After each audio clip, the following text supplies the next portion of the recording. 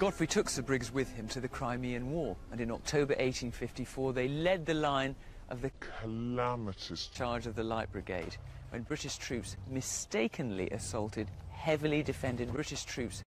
They both survived with barely a scratch. In fact, Sir Briggs went on to survive many major battles.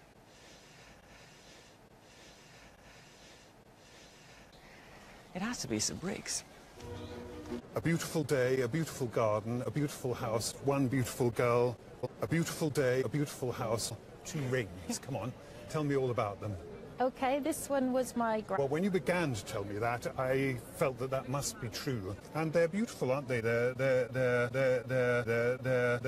blood red rubies and diamonds, probably only valued at £3 to £4. But if you wanted to walk into a West End shop in London, where this sort of would be for sale, and I think you'd have to fork out £7 to get it. Wow.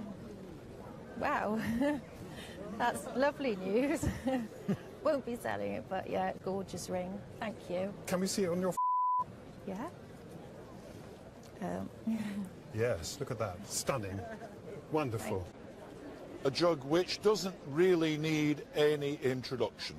In days gone by, I have been a guest speaker at the Clarice Cliff Collectors Club, Clarice Collectors Convention. Right. First of all, it's called the Conical Okay, right. I didn't know that. Well, I can tell you that, but I want you to tell me a little bit about how a jug like this ends up in this idyllic part of South Wales. Well, the jug, my earliest memory. Let's have a quick look at the mark under the base, because marks are quite important, and you've got a mark there that says Bizarre by Clarice Cliff, and then it's a little bit for you local people. So, you know, you're into the Art Deco, but moving into the modern.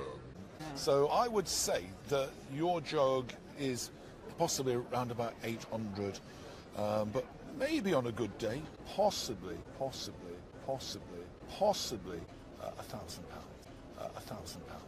£1,000. We just might get into, you just might get up there. Really? I didn't expect that at all, actually. £1,000. Poisonous snakes aren't everybody's cup of tea. It's actually quite attractive in a scary sort of way.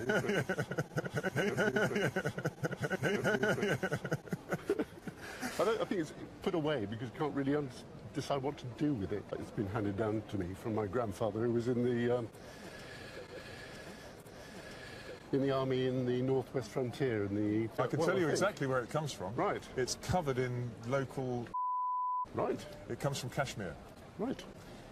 And you've got Kashmiri or local leaves, you've got chinar leaves and coriander leaves and all the little local flora and fauna. Right, and fauna. Poking its head out and rearing up in a very sort of aggressive looking way. Right. It's not only skillful work, but a really nice looking object. It has, you know, some considerable value too. Oh. It would cost you about somewhere around £4,000 mark. Oh, right.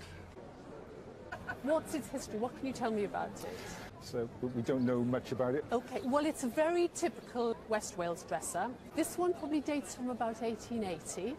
It's this feature that we see in the centre here, which is commonly called the kennel in the current market. Okay, fine. H. Davis, he was the great genius of the Worcester factory in painting, and I suppose the vase is going to be now worth between £4 and £5. I'd better take care of it. Oh, yes, no, for heaven's sake, otherwise I'll come and haunt you. I'll come and haunt you. Yes. So you have this wonderful picture of your grandfather in this chair. Indeed, yes. He was a much bigger man than myself. He was a master butcher. But actually, it's a bit earlier than that.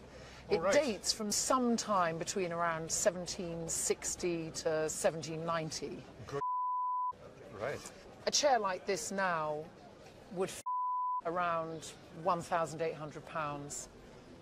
What a jewel to come to the table when we are surrounded by these fantastic flowers and insects.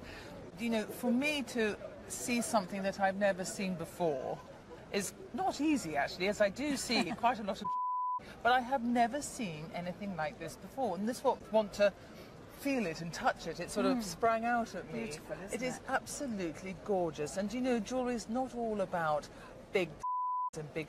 Sometimes there's a huge message in something that's very small. Very small. Something that's very small.